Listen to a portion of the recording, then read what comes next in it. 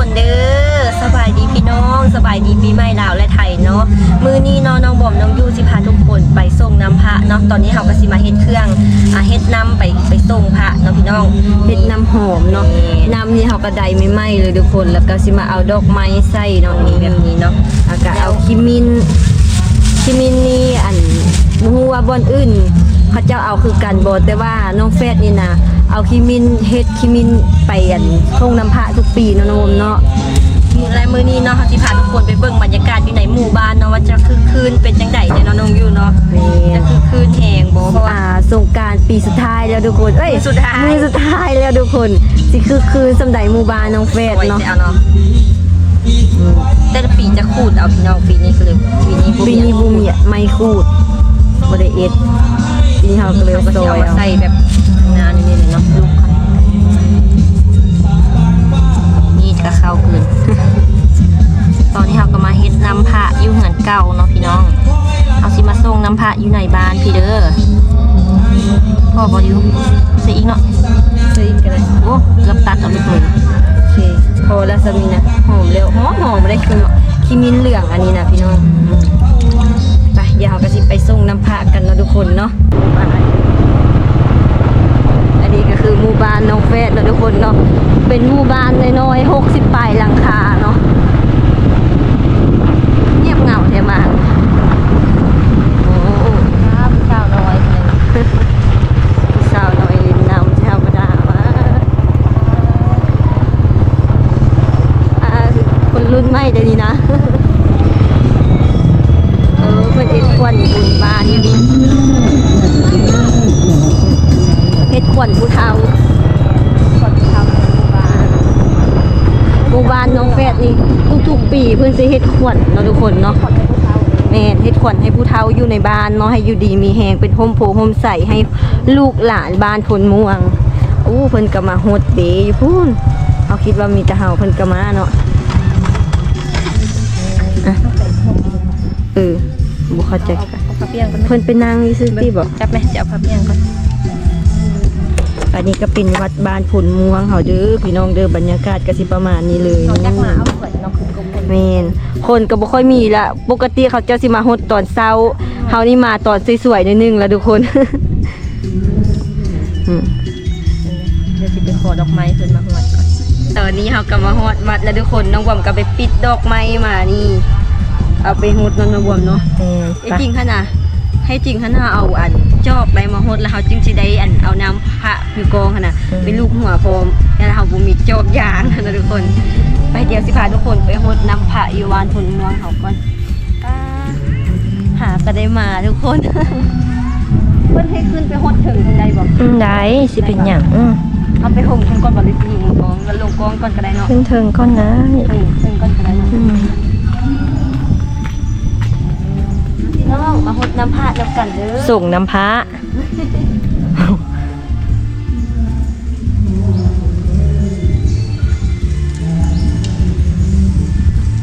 มือนี่ตัวมือทับอิดเนาะเพิ่น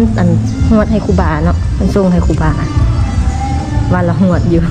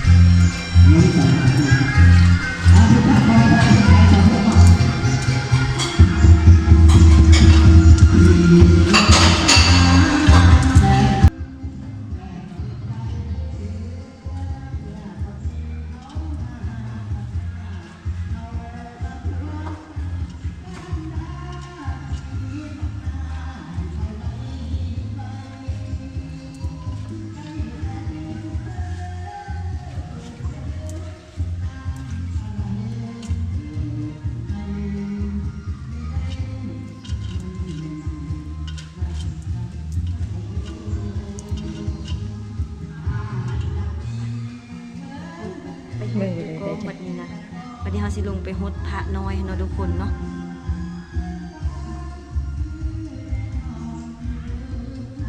เกือบตกว่ะ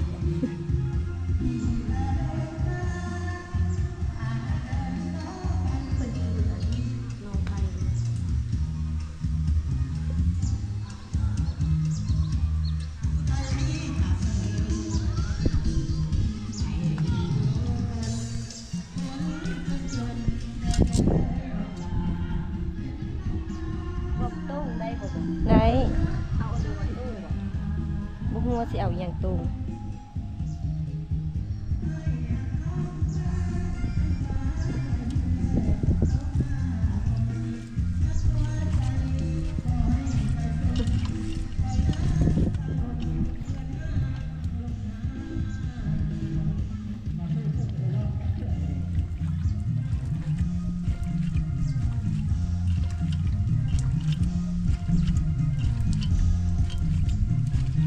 ยังข้างหลังเลยเด้อ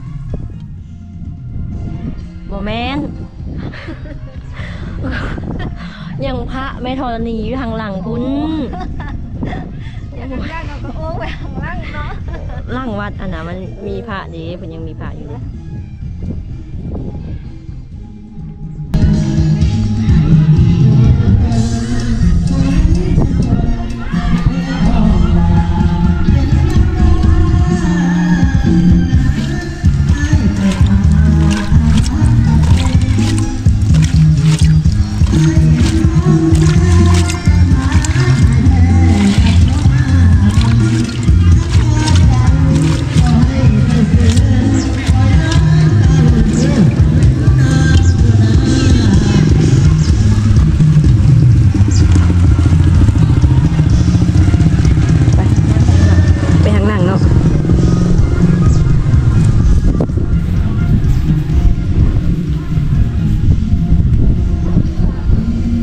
วิวบดีงามขนาดทุกคน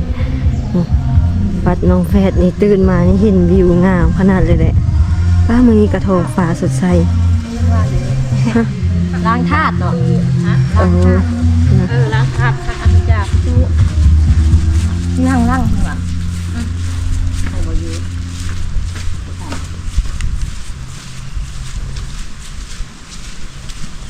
นี่น้องบอมว่าอย่างพระข้างหลังไอ้น้องยูกะไปหดทางหลังแต่มันอันอยู่หลังพระอยู่หลังวัดนะทุกคนจะมีพระ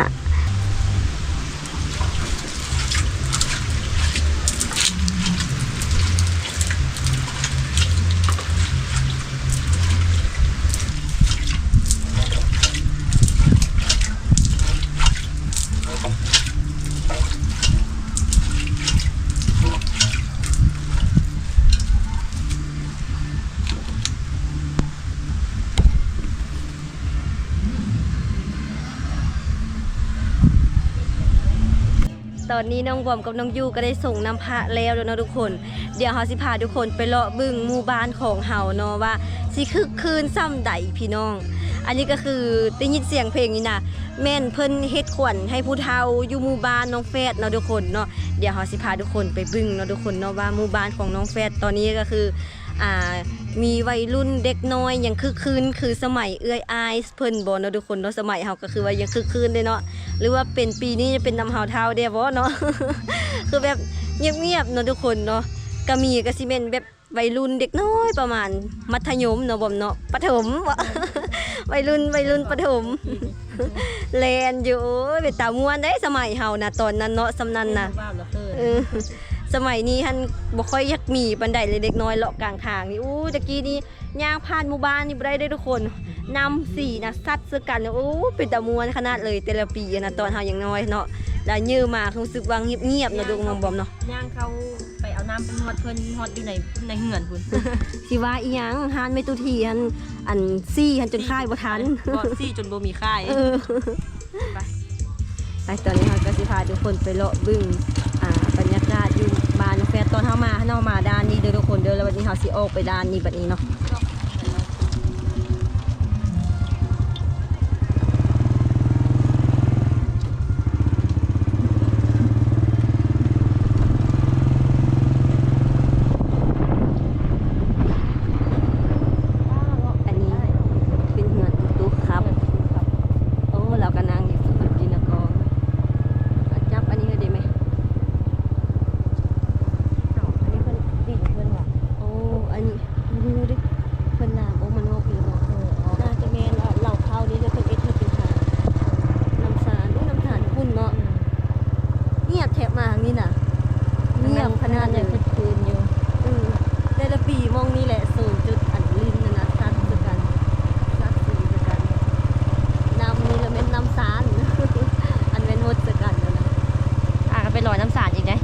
บ่เป็นอยู่แต่ว่าอยากลอย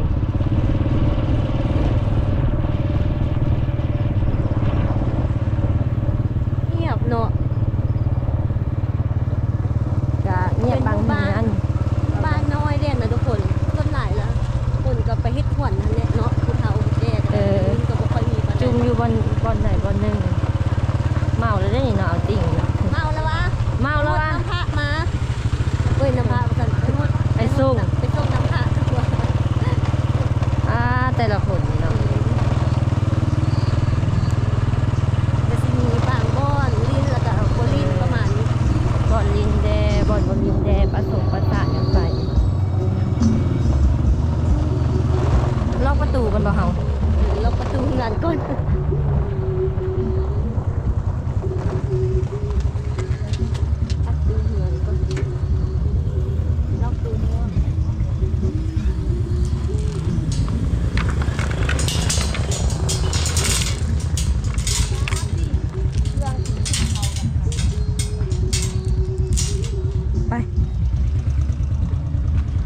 นี่ไปก็บ่ค่อยมีเหือนแล้วได้ทุกคนมีก็ประมาณเที่ยงนะประมาณนี้เนาะเหือนเฮาเป็นหลังที่สองเหือนเฮาน่ะเกือบเป็นหลังสุดท้ายของหมู่บ้านคันว่าออกมาน่ะเนาะคันว่าเข้าไปแล้วแม่นเป็นหลังที่สอง